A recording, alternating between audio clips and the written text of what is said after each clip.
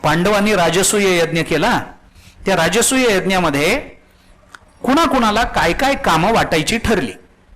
भगवान श्रीकृष्ण आले, राजसूय यज्ञ करायचा ठरला. भगवान श्रीकृष्ण आले, पांडवांची त्यांची बैठक भरली आणि बैठकीमध्ये आता या यज्ञाचं नियोजन करायचं असेल तर कुणाकुणाला काय काय कामं वाटून दिली पाहिजेत.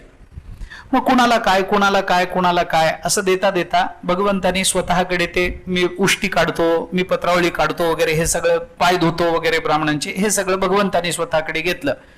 आता या सगळ्या यज्ञाचा मुख्य आहे तो पैसा, ते सांभाळायला पाहिजे. मग खजिनदार कोण?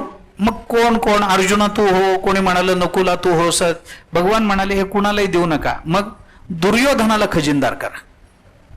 दुर्योधनाला, आता दुर्योधनाला खजिनदार करा म्हटल्यानंतर सगळे पांडव भगवंताकडे आश्चर्यानं बघायला लागले. अर्जुन म्हणाला देवा काय हे?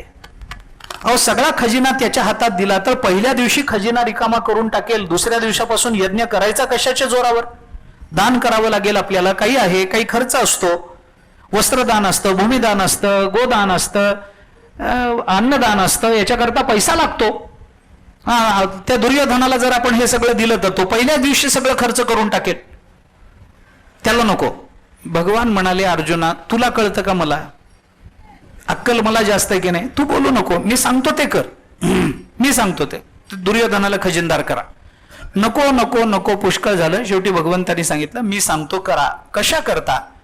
त्याने सांगितलं दुर्योधनाच्या हातावर एक मत्स्य चिन्ह आहे आणि हस्त सामुद्रिकामध्ये मत्स्य चिन्हाचा परिणाम असा सांगितलाय की ज्याच्या हातावर मत्स्य चिन्ह असतं त्याच्या हातातून जेवढी संपत्ती जाते त्याच्या दुपटीनं परत येते.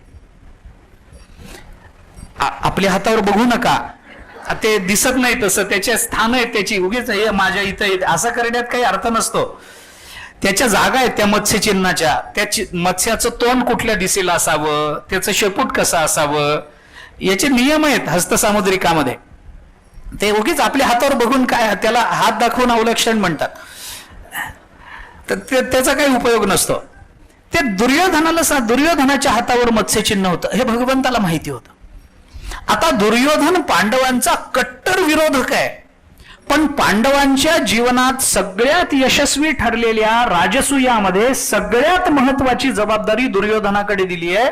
कारण का? योजकस्तत्र दुर्लभा. योजक पाहिजे त्याला चांगला,